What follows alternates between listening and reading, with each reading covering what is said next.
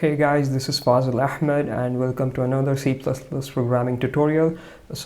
In the previous tutorial we saw how to understand a piece of code, and we ended up with how to print statements on the output screen. So we had this, we ended up basically with this. So we ended up learning what is this end line word and how it creates a new line, and we played some few output screens with it, so everything is fine. So in the previous video I actually forgot to teach you guys another way of doing this because I thought the video is going to take so long. So if we output this code, we know what happens, that so we get the first line, and then after that we get the second line after one line, right? So this is what happened.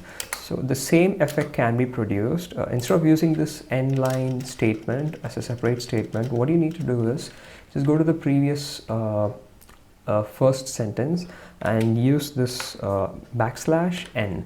So what this \n does is that this itself is called a new line character. It's called as a new line character. So it creates a new line after the string before it is printed. So what is the, so let's see the output, how it looks like.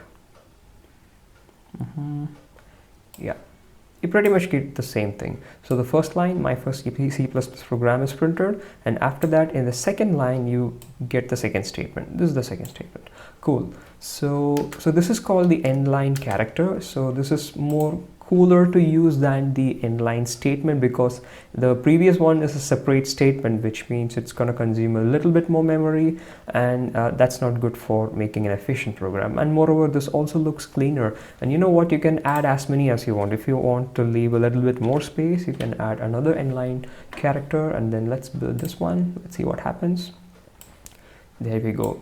The first sentence is printed, and after that the first \n and the end line character has made the program to come to the next line, and the second one has made the program execution to go to the next line.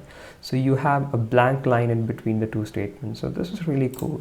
So this is one way of printing leaving a line or going to the next line. So I told it's \n, right? Guess what? You also have another thing called \t.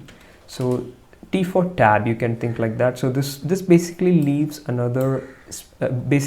tab between right after the string is over. So if you compile this, there you go. So you have my first C++ program, and after that you have a space, and then it's basically a tab. It's a bit more than a single character space, and after that the second statement is printed. So there you go guys, that's the two small tips on printing text I want to share you in this video. In the next video we'll be looking at variables, which is a really cool concept, important concept. So stay tuned, see you in the next one, and subscribe to the channel. Bye.